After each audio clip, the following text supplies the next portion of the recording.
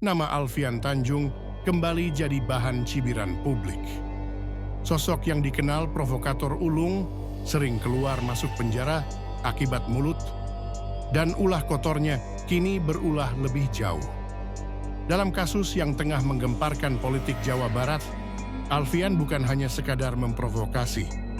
Ia dituding mencoba cara paling licik, menyodorkan uang damai kepada Kang Deddy Mulyadi, KDM, agar kasus korupsi besar yang diusut KDM dihentikan. Dengan kata lain, Alfian Tanjung coba membeli hukum, membeli kebenaran. Tapi yang ia hadapi bukan pejabat banci kompromi. KDM menampar tawaran suap itu secara terang-terangan. Dengan satu sikap tegas, uangmu tidak akan pernah cukup membeli perjuangan rakyat. Alfian tawarkan uang untuk membungkam KDM. Ketika KDM membuka borok 2 kasus besar korupsi di Sumut dan RSUD Al-Ihsan Jabar, nama Alfian Tanjung muncul bukan sebagai penegak keadilan, tapi sebagai calo busuk. Beredar luas kabar bahwa Alfian menawarkan damai di bawah meja kepada KDM. Artinya jelas, ia mencoba menyuap, membeli diam KDM dengan uang agar kasus dihentikan. Ini bukan dugaan tanpa dasar. Narasi ini menguat di tengah masyarakat sebagai cermin cara kerja seorang Alfian yang tak asing dengan taktik kotor. Perlu diingat, Alfian Tanjung adalah mantan narapidana, provokator kelas kambing yang selama ini hanya pandai bermain isu agama untuk kepentingan politiknya sendiri. Dan kali ini, ia mencoba cara yang lebih hina, membayar seorang gubernur untuk menghentikan perjuangan rakyat. Ancaman massa dan jualan agitasi kotor.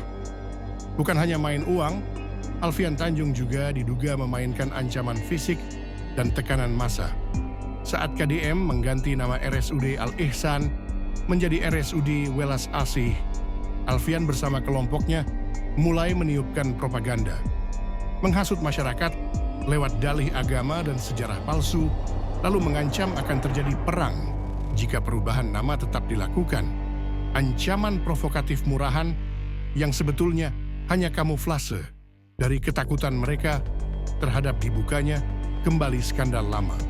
Dengan kata lain, Alfian Tanjung mencoba 2 jalan sekaligus, menyuap dengan uang dan mengancam dengan massa.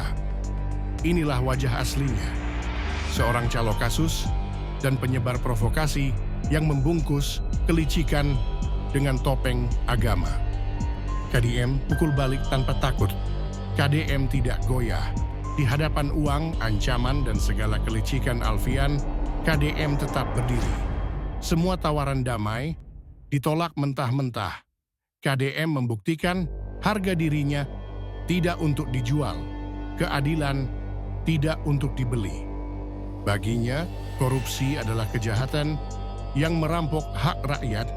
Berkompromi dengan orang seperti Alfian Tanjung hanya akan mengkhianati rakyat yang menaruh harapan pada perubahan.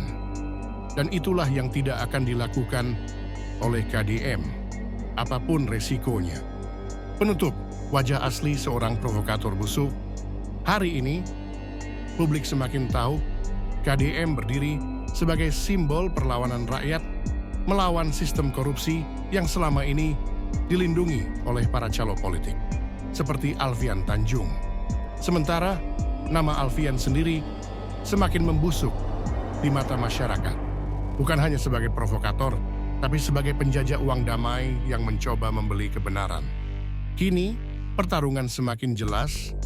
Ini bukan hanya soal kasus korupsi, ini pertarungan antara pemimpin rakyat melawan sampah-sampah provokator yang hidup dari fitnah, ancaman, dan uang kotor. Dan sejarah akan mencatat uang Alfian Tanjung ditolak di hadapan rakyat.